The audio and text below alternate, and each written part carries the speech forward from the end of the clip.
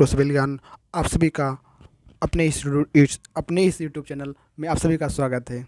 ज़रा सा मैं थोड़ा इंट्रोडक्शन में इधर उधर होता ना तो बोल नहीं पाता हूँ भाई, उसके लिए सॉरी। चलो मैं काम की बात करता हूँ कि रीजनिंग में कौन से ऐसे 10 टॉपिक हैं जिस पे आपको काम करके ही जाना है। मतलब अगर आप इस पे नब्ज़ बना मतलब इस पे आप पकड़ बना लिए तो आप मतलब बहुत अच्छे नंबर से यहाँ पे आप स्कोर कर पाएंगे। तो आपको यहाँ पे क्या करना है कि आपको सबसे पहले यहाँ पे ध्यान रखना है कि अगर रीजनिंग में आपको अच्छी पकड़ बनानी है भाई, तो रीजनिंग में पकड़ बनाने के लिए आपको यहाँ पे काम करना होगा कि आपको यहाँ पे क्या करना होगा कि टॉपिक मतलब टॉपिक वाइज आपको पकड़ बनानी होगी, आपको देखना होगा। तो मैं कुछ टॉपिक की बता रहा हूँ, ये एसएससी की नब्ज है। मतलब जैसे डॉक्टर नब्ज पकड़ के बता देता है कि ये नब्ज है आपकी, मतलब ये प्रॉब्लम है। तो एसएससी की नब्ज क्या है, तो अगर उस नब्ज को आप समझ गए लास्ट टाइम पे उसको छोड़ के मत जाना। मतलब इसको तो ज़रूर करके जाना, अदरवाइज़ आपको बहुत दिक्कत होने वाली है, क्योंकि इन्हीं टॉपिक से क्वेश्चन घुमाएगा।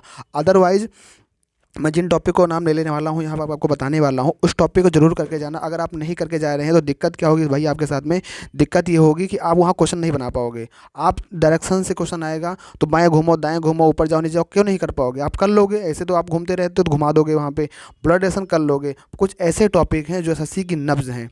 तो मैं ज़्यादा बात को घुमा करके ना सीधे पॉइंट पे आता हूँ, वो टॉपिक कौन कौन से हैं। तो ये टॉपिक कहाँ गया भाई, हाँ ये आ गया। ये टॉपिक आपकी ये है भैया, ये टॉपिक आपकी ये है कि कर्मचारी चयन आयोग में एसएससी के मतलब ये जो है। और ये कोई बनावटी बातें नहीं है, आप लोग खुद देखते होंगे कि पेपर में कहाँ से क्वेश्चन आते हैं। अगर इसके क्वेश्चन आते हैं तो आपसे गलती जरूर होते होंगे। मैं कुछ चीज़ें बता रहा हूँ, 50 से 60% बता रहा हूँ कि यहीं से क्वेश्चन आपका पूरा आता है। और अगर आप इसको करके जाते हैं, समझ लीजिए आप बहुत अच्छा खेल खेल के आएंगे। सीरीज में भैया क्या होता है कि सीरीज में बहुत से वेरिएबल बनते हैं। अब वहाँ पे वो वर्ग और घन पे खेल रहा है कि गैपिंग लेके खेल रहा है कि मल्टीप्लाई करके खेल रहा है कि वो कहीं पे स्क्वायर घन कर रहा है, टेबल पढ़ रहा है, मतलब क्या कर रहा है। तो यहाँ पे वेरिएबल ऑफ क्वेश्चन ज़्यादा बनते हैं। तो आपको सबसे ज़्यादा इन्हीं चीज़ों को पकड़ बनानी है।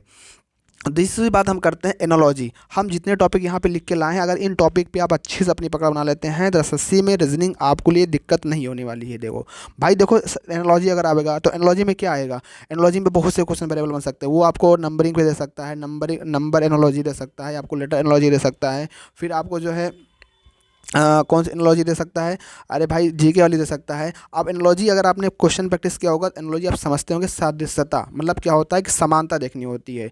तो एनालॉजी वाले टॉपिक से बहुत से वेरिएबल बनते हैं। अब जो भाई हमारी प्रैक्टिस कर रहे हैं वो समझ रहे होंगे हमारी बातों को, जो प्रैक्टिस नहीं कर रहे होंगे तो वो समझने की कोशिश करें। ऐसी बात नहीं है कि मैं बहुत हवाई बात कर रहा हूँ, आप लोग नहीं समझ पाओगे, बिल्कुल समझ पाओगे। फिर तीसरा पॉइंट आपका क्लासिफिकेशन। क्लासिफिकेशन में क्या होता है, चार विकल्प दिए होते हैं, चार विकल्प में से आपको बताना होता है कि तीन एक तरह से समान है, चौथा आपका मतलब इसका मतलब इसका जो हिंदी का वर्गीकरण होता है, इसका मेन मकसद होता है सामूहिकरण। इसका नाम हिंदी जाना है सामूहिकरण।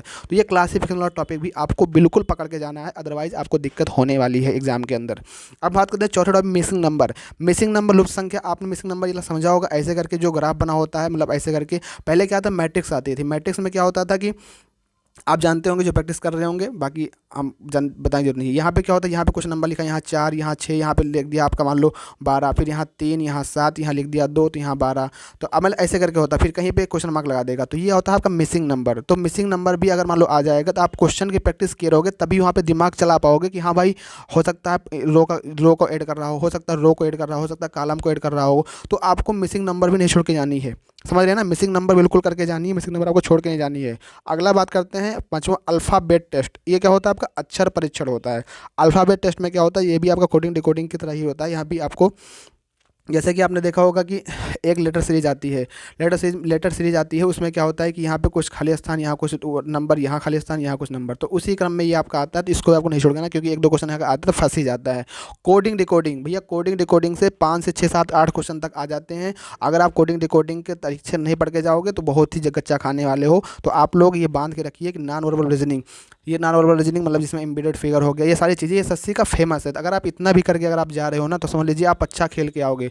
अदरवाइज अगर आप इतना भी नहीं करके जाओगे तो बहुत दिक्कत होने वाली है। तो आप इसका स्क्रीनशॉट ले लीजिए, स्क्रीनशॉट लेकर के आप अभी टाइम है, आप अब दीपावली के बाद से बढ़िया से जो है अपनी तैयारी शुरू कर दीजिए। और इसको जो है एकदम बढ़िया से भैया ना, क्या कहते हैं, एकदम इसको तो एकदम वो ले लीजिए कि मतलब कि इसको हाँ पढ़ के जाना है, बाकी कुछ ना पढ़ के जाओ, बस आप इतना पढ़ के चले जाओ। आपका जो है एसएससी में आपका कम से कम 35 प्लस नंबर आ जाएगा, अगर आप इतना पढ़ के चले जाओगे। बाकी देखो, बाकी और क्या टॉपिक हो सकता है, भैया हाँ समझ रहे हैं आप लोग जो कह रहे हो कि डायरेक्शन डिस्टेंस भैया आता है। अरे भैया डायरेक्शन डिस्टेंस आएगा तो क्या ऊपर नीचे दाएं बाएं नहीं घुमा पाओगे?